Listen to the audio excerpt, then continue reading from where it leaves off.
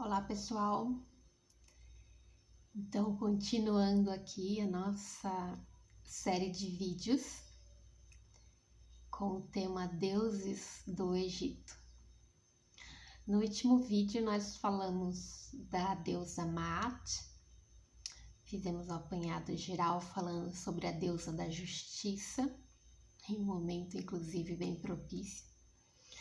Maat, que coordena toda a ordem divina, uma deusa poderosíssima, que é responsável por todos os fenômenos da natureza, e é a representação da lei, da justiça, da ordem, da ética. E muitos têm essa deusa aí dentro dos cultos para clamar por justiça. E continuando então a nossa série de vídeo, não se esqueçam dessas informações importantes sobre a deusa Maat, porque hoje nós vamos falar de uma outra deusa, também bem cultuada no Egito Antigo, e também uma deusa bem importante, bem representativa, que é a deusa Nut. Será que vocês já ouviram falar dessa deusa por aí? A deusa Nut, ela é a deusa do céu na mitologia egípcia. É também a deusa do firmamento. Alguém aí se lembra da música de Margareth Menezes, que fala: Nut gerou as estrelas. Depois procurem essa música aí de Margareth Menezes, porque ela fala do mito da criação, né? Ela fala dos faraós. Tem até o refrão que fala: eu falei faraó, faraó, reclama Lodum pelourinho. É realmente a verdadeira mistura do Brasil com o Egito. Sem dúvida. Gosto muito dessa música, não poderia deixar de falar sobre ela.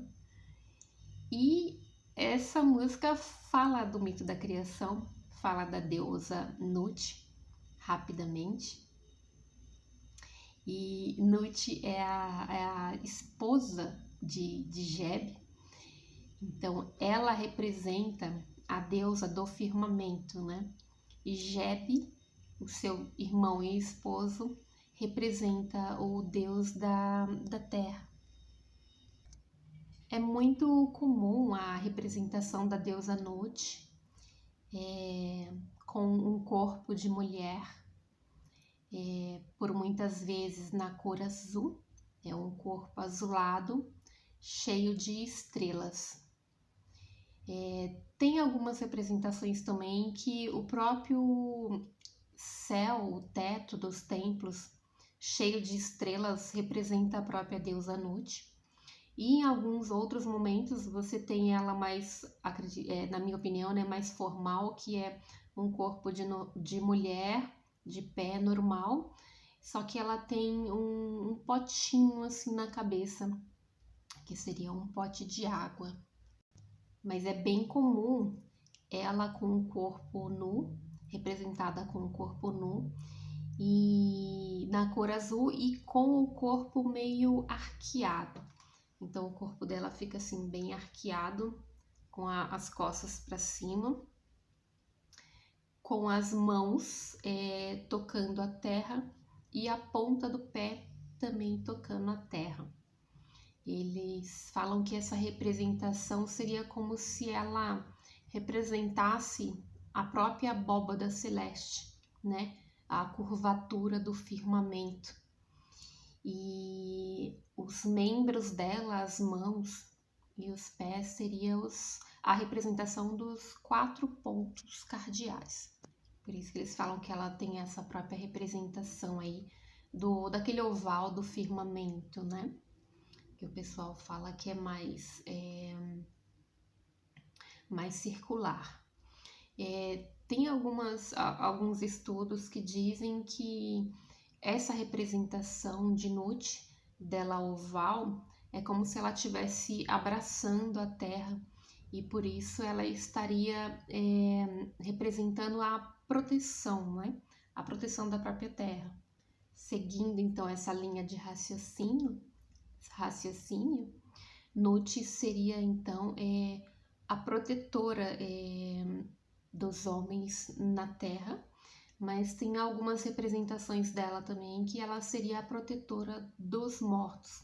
Então você tem muitas tumbas que tem a representação dela para proteger o espírito do faraó quando chegar no além-vida. Nut é uma deusa também muito importante, porque ela faz parte do grupo de deuses primordiais. Deuses primordiais são os primeiros deuses que existiram, e aí a partir deles foi criando a árvore genealógica dos outros deuses.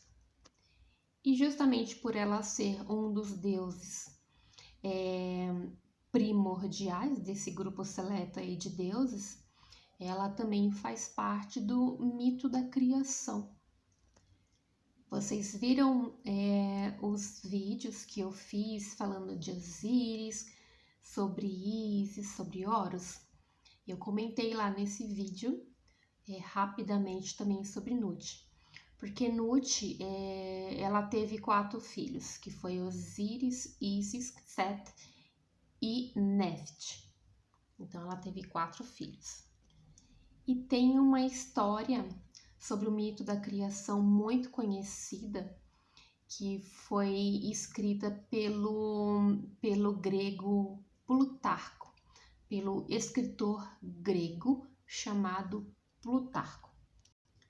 Então, na descrição desse conto aí, do escritor grego, ele relata que o deus Sol, ele tinha medo do poder de Nut, né? Nut era uma deusa muito poderosa, ela tinha todo o firmamento, né, que a representava. Então ele jogou uma maldição em cima da deusa Nut, e nessa época, então conta a lenda que os dias, um ano tinha 360 dias. Então a maldição dele em cima de Nut foi que Nut nunca teria filhos dentro dos 360 dias do ano, ou seja, ela nunca seria mãe. Nut, então, até pela força da sua criação, pelo poder da criação que ela tinha, muito ávida por ser mãe, ela recorreu ao deus Thoth, pedindo então que a ajudasse a ter filhos, que ele achasse alguma solução para que ela pudesse ter seus filhos, né? Então, Thoth, depois de muito pensar, ele criou mais 5 dias no ano. Então, por isso que hoje nós temos dentro do ano 365 dias. E como ele criou 5 dias no ano, esses 5 dias ficaram fora de todo o poder do deus Ra. Ficou fora de todo o controle do deus Ra. E sendo assim, nesses 5 dias seria o período que a deusa Nut estaria livre para ter os seus filhos. Então foram 5 dias, ela teve 4 filhos, então foi Ísis, Osíris, Néfites e Set. E no 5º dia, depois de ter filhos seguidos, ela descansou. Esse mito da criação é até um pouco familiar aí, se vocês conhecem aí um pouco das histórias bíblicas, ele é parecido, né? Mas, enfim, essa é a história de Nut, do mito da criação. A deusa Nut, ela não tem nenhum templo específico, né? Dedicado somente a ela. Porém, na maioria dos templos, você tem a representação dela, seja com ela própria, com o corpo de mulher nua, arqueada, abraçando todo o desenho na parede, ou seja, só representada pelo céu azul com as estrelas do firmamento. Um dos templos que eu visitei, que tem em toda parte a representação da deusa Nut, é no templo de Dendera, no templo da deusa Hathor. Lá nesse templo, ele fala muito sobre astronomia, sobre astrologia, sobre os pontos cardeais.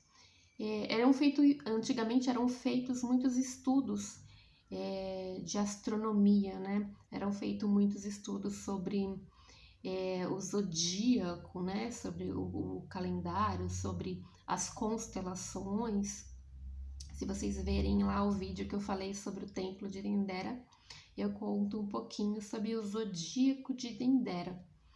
E você tem o zodíaco retangular no templo de Dendera, que é inteiro, como se fosse abraçado pelo corpo de Nut, justamente pelo corpo de Nut, representando o firmamento.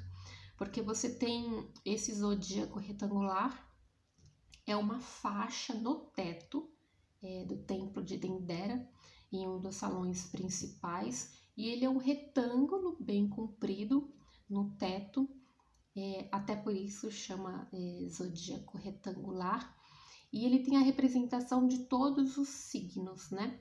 Ele tem todos os signos representados, então ele tem lá o touro, ele tem o carneiro, ele tem o peixe, ele tem as águas representando aquário, sagitário. Então ele tem todos lá os signos representados, um do lado do outro, assim, né?